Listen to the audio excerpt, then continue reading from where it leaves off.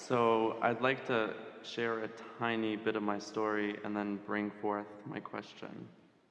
I've been, following Abraham's teachings for around 7 years now. I want to just stick something in here. You're not following Abraham. Abraham is following you. We're all in this together, What is non-physical is following you. You are the launchers of the rockets, and we are the support system behind it. But we are following you. You are not following us. Let me rephrase. I began listening to myself 7 years ago. We're nitpicking, but it is so good. That's good. And I went from, that was back in school, I went from almost hopeless. I had very little self-esteem. I mean, that was the past, but... Well, let's just tell the new and improved version. Exactly. For some reason, not known to me, I was pinching myself off from my resources, and it played out in lots of different ways. Exactly. Just don't keep telling the story and keeping that momentum going, because it's irrelevant. I'm creating the confidence. We know you are. We know you are, but what you're doing, you're shooting yourself in the foot and then taking a step forward anyway, and then shooting yourself in the foot and then stepping forward anyway, then shooting yourself in the foot and taking a step forward anyway. I like to take you on the journey, but anyway. So, but you see, you never take your inner being on that journey. You're taking yourself on a journey where your inner being isn't going. Yeah. That's why so many movies are so miserable to watch. So I created success. I got to the top of my graduating class. I went up on stage and gave a speech at the graduation to inspire others to follow their dreams. Yes. And it was amazing because it really put things into perspective, where I was, but where I am right now, like the possibilities that life holds. And it's right there at my fingertips. Unlimited. Absolutely. And then I had people come up to me. It's unlimited, except that you need life to help you focus. Because if somebody says, what do you want? You go, but if you've had some experience so that you know what you want, so isn't that step one a beautiful thing that helps you to focus? Yes? It is. Yes? So I had people come up to me afterwards telling me they were in tears, but I felt, as touching as that was, I felt like something was missing. And what you just said, you hit the nail right on the head. I feel like I have this strong desire and this strong longing to go places and do things, and I do that, and I create, and I'm very powerful in that sense. I'm able to visualize and create what I want, but every time I get there, I'm not satisfied. You never will be, because it's not about getting anywhere, it's about going somewhere. Yeah, exactly, but I realize like I've traveled a long way to get here, for example, and it's been amazing, but every time I have an expectation, I feel like the reality that I have is disappointing. And I don't know, I feel lost right now. You're going to enjoy this, so just relax and let us explain something really basic and really important about that. Because you are an eternal being, we all are. And because we are eternal, because we never cease to be, and because we are joy-seeking beings, then we keep finding another object of attention to which the energy can flow for our pleasure and joy and exaltation and expansion and enthusiasm and love and appreciation. That's what it's all about. It's just this ongoing explanation or exploration of joyful life experience. That's what it is all about. That's the reason that we all continue to be. So we don't create to get it done. We create because we are creators, and because creating is a joyful experience. So the way it works is, you know what you don't want, and you know what you do want, so you launch a rocket, but you're not a vibrational match to that rocket yet. And so you feel the discord of having expanded beyond your ability to maintain. So then you focus and you feel and you improve and you maintain that vibration, and you come to believe and expect, and then you close that gap, and for just a moment there is a glorious, satisfying culmination and manifestation, which then provides a whole other set of contrasting experiences. So the process continues to be, you launch, you're not in alignment, you get in alignment, you achieve. More contrast causes you to launch.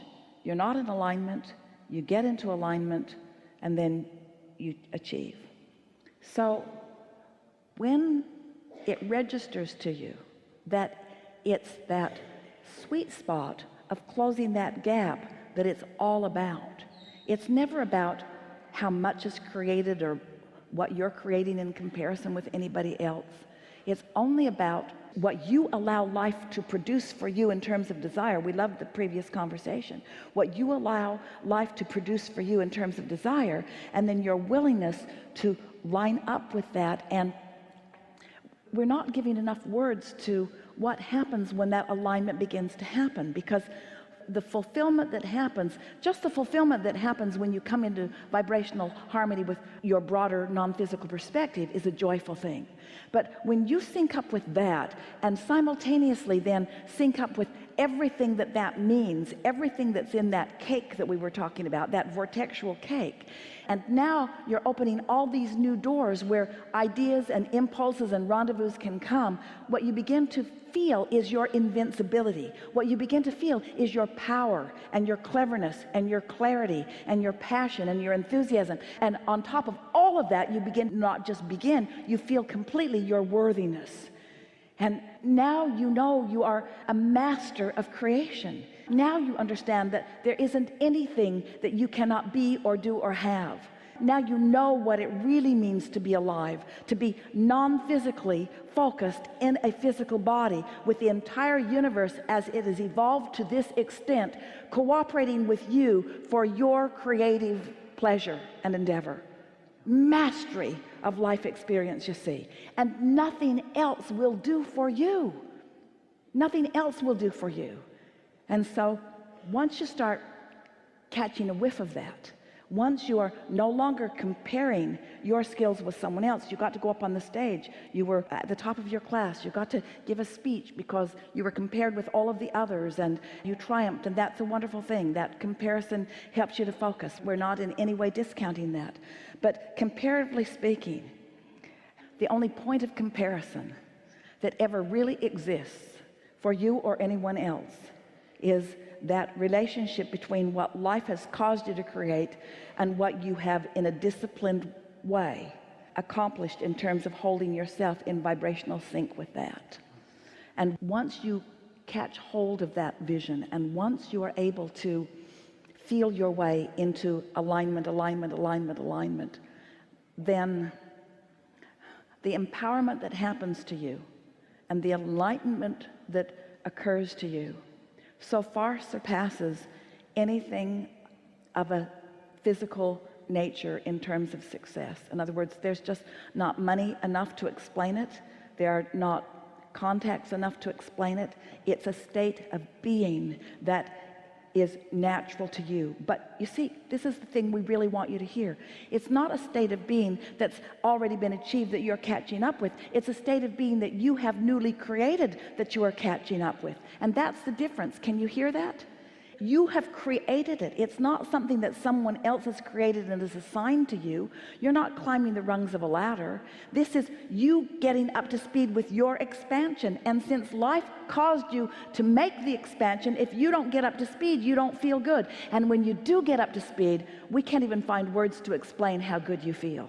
The thing is, I've been there. The way I know I created the success is because I felt that rush and that exhilaration and that to create that, and I made it happen. But then now I feel I've been there, step 4, step 5, but now I feel I kind of lost it, or I don't know where it went, and I feel, how could I allow myself to kind of regress back into, I feel like I'm in limbo. But you see, this state of alignment is not like a college degree where once you achieve it, it is yours forevermore.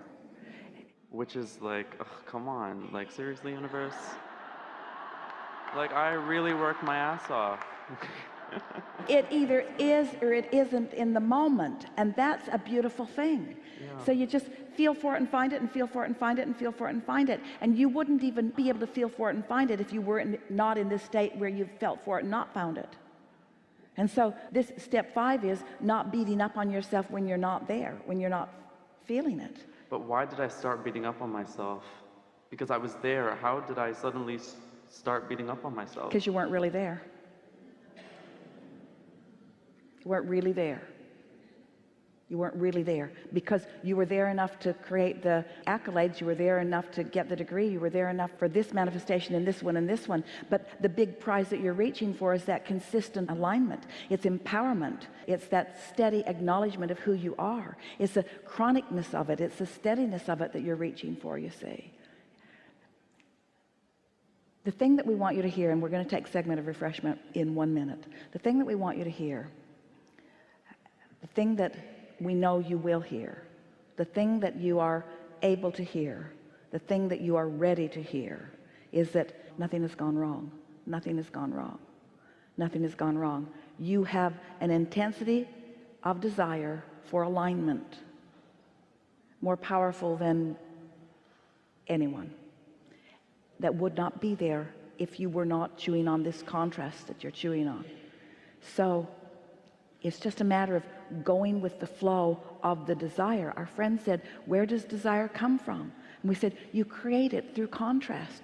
All that's happened is you've created a extra new powerful desire. You're out there creating a scenario so that you can ask us questions, because we're out here on this leading edge where we're saying to all of you that it's about the journey. And you've heard that forever. You don't even want to hear that anymore. You don't want to hear that it's about the journey. No one wants to hear it's about the journey unless you're just having a rip-roaring good time on the journey that you're on. All you got to do is just chill and stop taking score about where you are, and care about how you feel only, about how you feel only. So now, if you were there, if you cared about how you feel only, you would say to us things a little differently than you said. If you cared about how you feel only, you would say, Abraham, I'm a really good creator, and you'd leave it there. And you would say, things come relatively easily to me. You would say, I'm really good at focusing. I can feel energy move. I'm a highly emotional person. I can feel when I'm in alignment and when I'm not. I can contour my thoughts to produce stronger momentum. I can feel when momentum is increasing. I can feel when I'm moving toward the fulfillment of who I am, and when I'm sort of idling or even moving in opposition to it a little bit. I can feel this. I have become a conscious, deliberate creator. I like practicing being a conscious, deliberate creator. I appreciate my guidance system that helps me do that. I appreciate Esther and Abraham, who have given me an understanding of how this all works. I love knowing about law of attraction. I love knowing that thoughts matter a lot. I love even more knowing that emotions matter a lot, because the thought matters, the emotion matters, the thought matters, the emotion matters, and I can control the way I feel by focusing my thoughts. My relationship is between me and my inner being. It's not between me and the world. I'm not trying to conquer. I'm not trying to climb the highest mountain or be the most that anyone has ever been. What I want to do is become a vibrational match, and a consistent vibrational match to my own desires that I've given birth to, and I'm getting better and better and better at that every day. I understand that life is supposed to feel good, and sometimes it does, and when it does, I revel in that. I like it so much that life feels good, that when life doesn't feel good, I feel really extra awful, because I love it so much when life feels good. I'm an intense person. I care about the way I feel. I've been that way for as long as I can remember. My emotions have always been right out there where I could really feel them. I probably have one of the best guidance systems of anybody on the planet, and now I know what to do with it. I can tell that when I don't feel good, that's a time for me to just go to bed.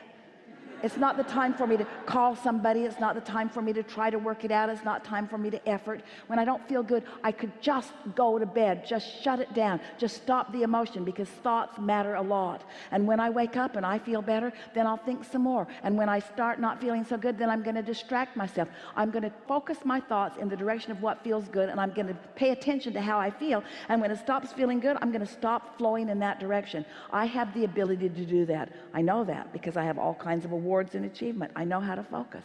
I know how to use the power of my mind.